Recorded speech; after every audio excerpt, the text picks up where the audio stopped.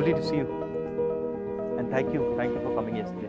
No, don't, because I felt that it's my duty as an Indian to voice my anguish, my apprehension at what's happening.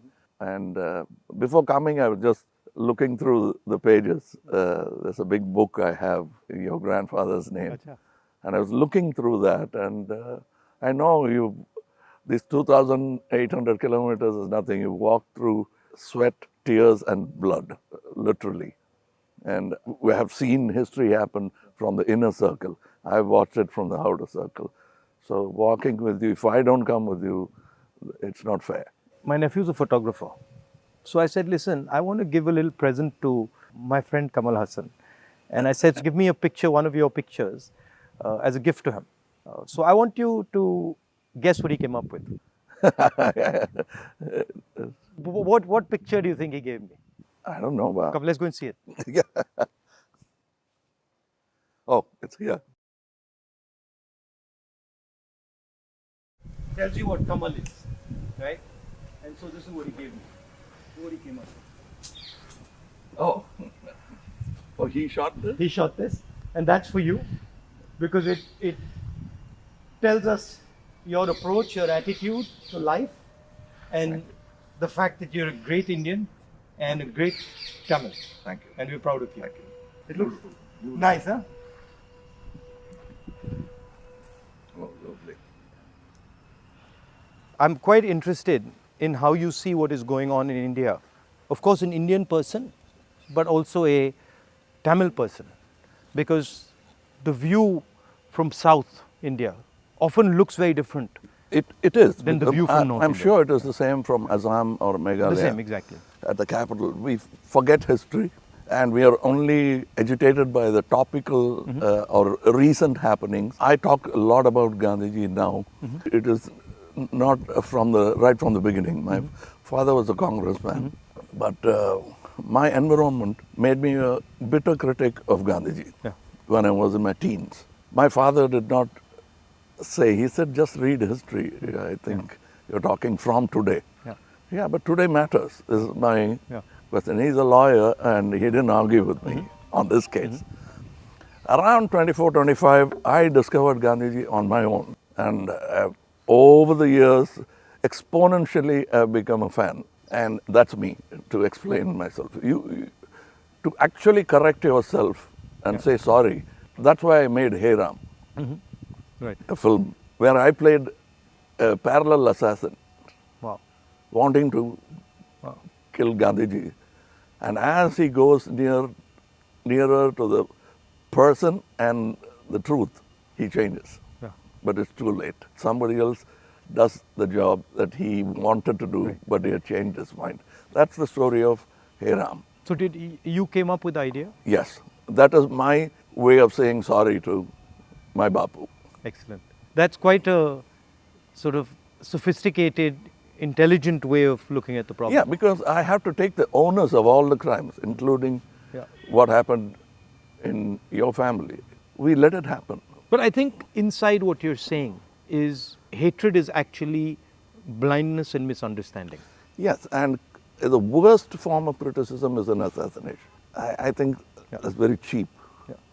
And It's a coward. A coward does that Only- because he has no other way to fight. But that cannot be the answer. So what's your view then of the violence and the hatred that is being spread in the country? I mean, I view it as a consequence of the fear that is being spread in the country. No, this is actually a synthetic, reproduced, Manufactured. manufactured thing. I don't think so, because go into Kerala, more than Tamil Nadu, you will find amity prevails. Yeah. Unless you doctor it. Yeah. You can do it from either side. Yeah. I think there are more sides to it than just Hindu and Muslim. Yeah.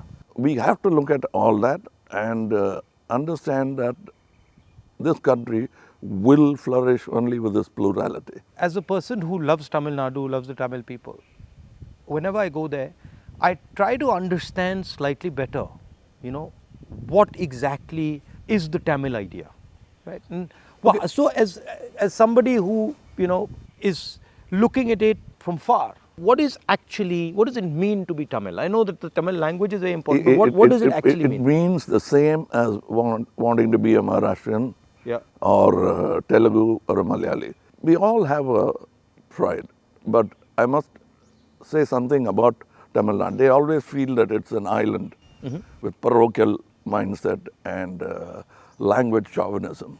Everybody is proud about their language, but I can tell you, you can go to a village, any village or town, my town, and just stand in the middle of the road and shout Nehru. A dark man will turn around, Yeah. or he'll say Bose. Yeah. Somebody will turn around and he doesn't look anything like Yeah. Nehru ji or Bose ji. And they'll turn, you'll find Gandhi, many Gandhis. That is the mindset.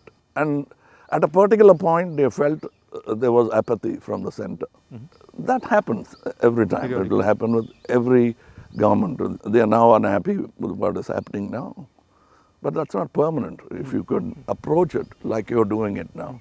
The reason why I want to celebrate your walk is reaching out to the people and lending the ear instead of standing on a podium and lecturing. Yeah.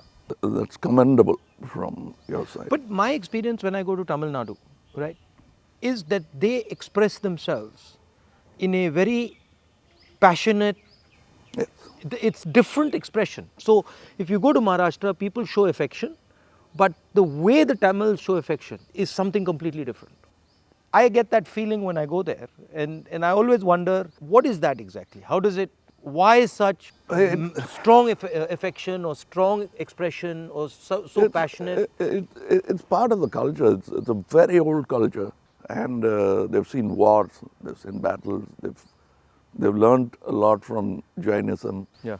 Buddhism. Yeah. It's a mixture of everything. That kind of affection was enjoyed by Kamaraj, Yeah. MGR, all those leaders. They are moved to tears, Yeah. laughter, screaming Yeah. when they see the man out there. I think around the country it's like that with variations. And also the Tamil language is very important to them. Yes, I think even non-religious, godless people celebrate Tamil and worship Tamil. So you said you're doing this fashion business, and so you know a lot about what is going on in the rest of the world. How do you see the United States, China, these countries? Where do you see India's place in all this? Nowhere less than them, Yeah. but we should walk the talk. Yeah. Like you're doing, every Indian must walk the talk. I want to be, or simply resigning yourself to calling it a third world country. Yeah. You can't do that anymore. That's blasphemy. And you said in our earlier discussion that production has a lot to do with it. The ability to produce something and Yes. sell it outside India, not just in India. Yeah, we can't have a toddy mindset because you can't bottle it. It has to be had Right. then and there. We are in G20 not because of one government, Yeah. successive governments. And whatever good they could do, that has accumulated and come to this day. So we are aware of that. And you were talking about China. I want you to say more. The security of the country, both internal and external. Yeah. Your opinion on it. I was speaking to some ex-servicemen the other day, and I was mentioning to them that security today in the 21st century, it's not good enough just to say, okay, what do our borders look like, right? Because security today has become a holistic thing. You don't necessarily get attacked from the borders. You can get attacked from inside. You can get attacked by cyber weapons. You can get attacked by, use of your media. So in the 21st century, one has to have a global view about security. And that's where I think our government has completely gone and miscalculated. We constantly hear about what is going on the border. And the fact of the matter is that China has taken 2,000 kilometers of our territory, square kilometers. And frankly, we haven't said anything. The Prime Minister hasn't said anything. The military has clearly said that they're sitting in our territory, but the Prime Minister said nobody has come. This sends a very clear message to China. And the message is, we can do whatever we want, and India will not respond, right? And in fact, in some of the conversations that they are having with our military, they're actually making the statement that, look, your Prime Minister himself has said we are not in your territory. So what is the conversation about? So that's one aspect of it. Yeah, to them it will look like we are whistling in the dark to allay fear. Yeah. No, Looking somewhere no, else. imagine if you're the leader, right? And your forces and my forces are negotiating, and your forces are coming and saying you're in my territory, and then I say no, but your leader has said we're not. So it destroys the entire negotiation position of Yes, India. yes. Right? So that's one aspect of it. The second aspect of it is how conflict has been transformed, and conflict has been transformed because earlier you fought on a border, now you fight everywhere, right? So you fight by shutting down power stations, you can fight by attacking the railway system, you can fight by militarily attacking, you can And fight. the oldest trick is to Yeah. contaminate border. Yeah, so you can do that. So the single most important thing in the 21st century is that a country has internal cohesion, that there's harmony in the country, that people are not fighting, that there's peace in the country, and the country has a vision. The point is not going to war, right? The point is being in a position where you cannot be attacked. And there's a link between a weak economy, a confused nation without vision, hatred and anger, and the Chinese sitting in our territory. Because they know that we are dealing with internal matters, internal confusion, an internal lack of harmony, and so they can just go in and do whatever they want. So that's one element of the problem. The other huge element of the problem is what has happened in Ukraine, right? And essentially what the Russians have done in Ukraine is they've said, look, we will not accept that the Ukrainians have a strong relationship with the West. And they've basically told the Ukrainians, if you have a strong relationship with the West, we will alter your geography. And that is the exact same principle that can be applied in India. What the Chinese are saying to us is, be careful with what you're doing, because we will alter your geography. We will enter Ladakh, we will enter Arunachal, and what I can see is them building a platform for that type of an approach. So as an Indian person, I don't want to be somebody who's warmongering, but I'd like our country to be aware that there are real problems on the border, and those problems on the border are connected to what is going on inside our country. When Indian fights Indian, when the economy doesn't work, when there's joblessness, our external opponents can take advantage of that situation. Yeah, so because that's broadly it's an opportune moment Yeah. of distracted. Yeah. So one of the things that we've constantly telling our government is talk about it. If you don't want to talk to the media, at least talk to the opposition. We understand these things. We might be able to help you, advise you, bounce ideas off us, but they just don't listen. So it's the approach that we understand everything. The other aspect of it, which you touched on, is that frankly there's no one who can compete with China. I do not believe that on production, on as far as the economics is concerned, I do not believe that the West can take on the Chinese. I believe that India can take on the Chinese. We have the population. We have the population, we have the people. What do you need to take on the Chinese? You need a young population, you need large numbers of people, you need a large educated base. Compared to China, our population is younger. Exactly, right? And if you see the West, right, and this might be a bit controversial, but they've got too much. They're flabby. They're living in opulence. They live on. They are outsourced. And they outsource, right? Whereas our people, they know what a struggle is. They understand difficulty. So I think, as an Indian person, I see a huge opportunity for India to become, like China, the producer of the world, right? And of course, the West has a space which is high-end manufacturing, high technology, etc., which they're very good at, they'll dominate. And we should try and challenge them on that. But I do not think they can compete with China on the large-scale manufacturing, blue-collar work. And I think that's the tragedy, that we are walking on these streets, you walked with us, and all our children are saying we are unemployed, when in fact we could have huge amounts of employment through our agricultural system, through sort of manufacturing. The constant neglect of agriculture is disgruntled many Tamilians. They voiced, they came here, they didn't even get an audience. India has skills, and it has skills everywhere, right? I always say that the next Satyagraha is the skill set development for India. Right. Because making thousands of lawyers who won't get a job, thousands of engineers Exactly. who won't find a job. Instead, if you develop their skills, they can have their degree but pursue their passion. Instead of me talking about other subjects generally, let me talk about where I come from, the film industry. But the number of training facilities, 200 jobs in a film, and there's no ITI for that. So what it is, right, is actually a disrespect of skills. You will not respect the person's skill and then say, okay, as the nation, how do we empower this person's skills? So I gave you the example of Bellary, right, which is the jeans capital of India.